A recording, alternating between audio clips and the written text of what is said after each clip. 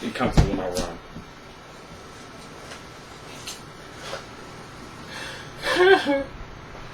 This is not gay. No, it is not gay. I'm not gay. I'm straight. I am too. So am I.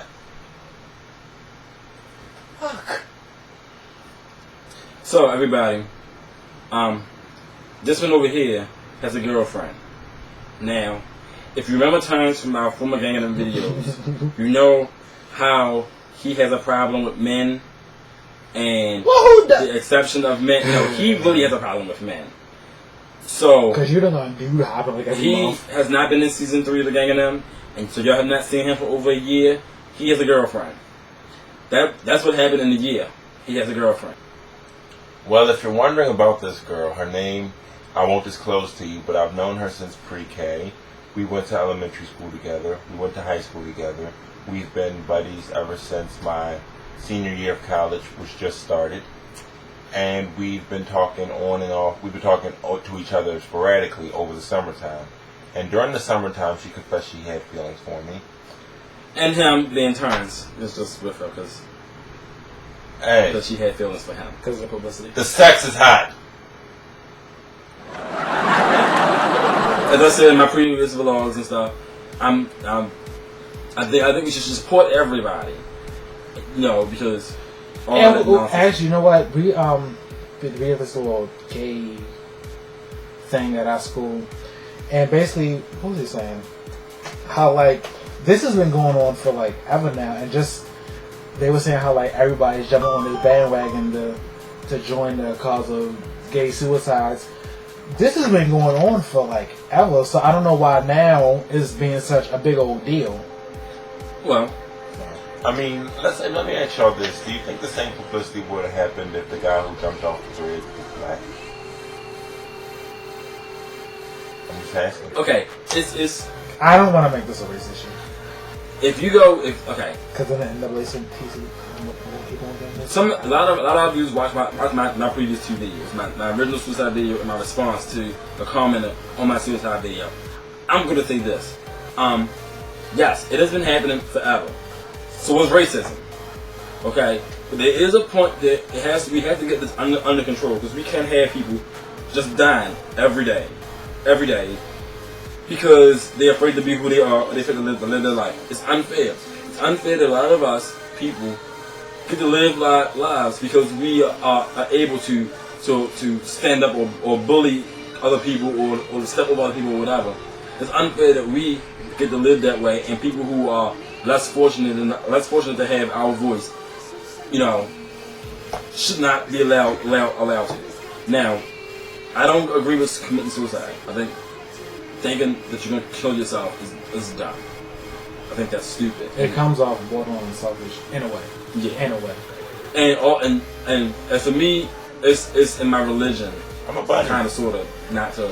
I don't believe in suicide. I don't believe in killing yourself. I'm a bunny. But, huh? I'm a bunny. Shut up. But, you know, in all seriousness, I do think that it is wrong for, you know, for us to continue to not accept everybody for who they are. Now, there's going to always be bullies. We're not going to stop people from. We're not going to stop the little 6-year-olds from bullying each other. We're not going to stop it. But we need to get it under control. We need to accept that people are not like us. Some people are gay. Some people are black. Some people are Asian. Some people are short. Some people are tall. But I just made a bunny with my feet. But I will say this on a serious note. On a serious note, suicide is a mental health issue, and it's a mental health issue that's been affecting the world since time immemorial. But when somebody's at you, poking at you, either you're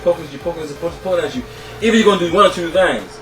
Either you're going to hit the shit out of them, or you're going to get fed up and try to run away. And I don't want to make this a race issue, but... Because it's not a race issue. I'm not going to make this a race issue, but I'm going to just say this. When it comes to the issue of suicide, and you feel like you want to commit suicide, and you want to scream for help, I will say this. As an African American and as a social work major, black people are not so quick to ask for help because there's the stigma of you're supposed to be a man up. We don't talk about that kind of thing.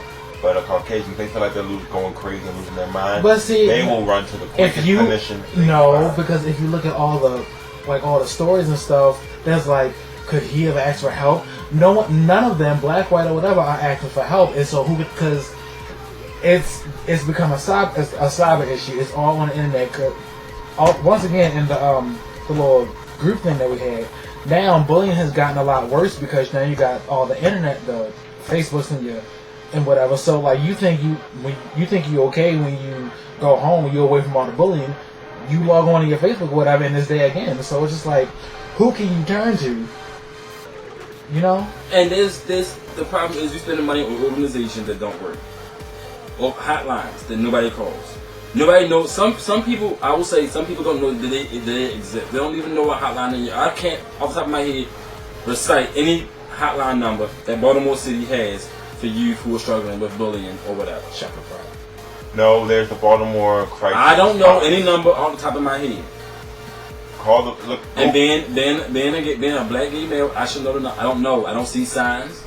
I don't see TV ads. They want me. Everything's in the yellow pages. They want me to go, but see, who's going to sit in there and go through the yellow pages to find how? When you Why you cutting yourself? When you being bullied, that's not what you think about. You feel weak if you go and tell. If you go and tell your parents, if you feel weak that you can't handle it yourself, and you can't. Exactly. And you can't handle it. But this stuff is not out there for you. That stuff it's easy to say, okay, go into the yellow pages, but in your time and when you are going through the kind of stuff, you're not going to think about that. You watch TV, and us being wrestling fans, for example, because this is the problem that I had with wrestling, and it's tying into the situation. WWE in particular likes to tend to bully certain demographics. They like to bully gay people. They always have gay jokes. It's supposed to be, oh, let's talk down the gay people. Triple H been known to do it, and even John Cena, the biggest hero in WWE history since Hulk Hogan, is on there making gay jokes about how Justin Gabriel is living an alternative lifestyle. Right, as if that's supposed to be a put down because Justin Gabriel is a heel. Now, it's Justin Gabriel. When you go, it doesn't make a difference. He is cute. It doesn't make a difference. When you go on TV and you watch that stuff, that's all that you see. You don't see commercials about it. Nobody puts money into that. They put money to have people sit in these non-profit organizations to do nothing. To pretend that they're out there helping the community, and they're not. There's a lot of politics when it comes to non-profits. I mean, there's politics in every fucking thing, and that's the problem. There's even we have too much politics and stuff that should be non-biased, non-partisan. It should be a human issue. Since we're talking about bullies, let's talk about the biggest bully of them all to the whole LGBT community: the West New Borough Baptist Church.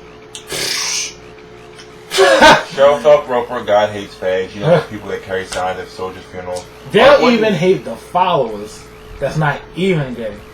Now, do you think that they're bullies in a sense because they go to people's funerals at a time of grieving, and they have these signs? They'll go to every military's funerals, or whatever, and say God hates whatever. That you died in the army because of the gays. Well, if I was ever in the army and they came to my funeral, my mother and sister and my family, the whole entire family for that matter, would probably be in jail. Now this is going to the issue of their rights, the amendment rights to be able freedom of speech and all the public assembly or whatever. But people throw that shit out the window and don't even matter at some point. There has to be. And we can't take away their rights to speak their mind. They have a website, alright? That's fine. I have a website. Put whatever you want on your website. I don't have to go and look at it. But don't give them that attention. If you want to protest, somebody's funeral, that's fine.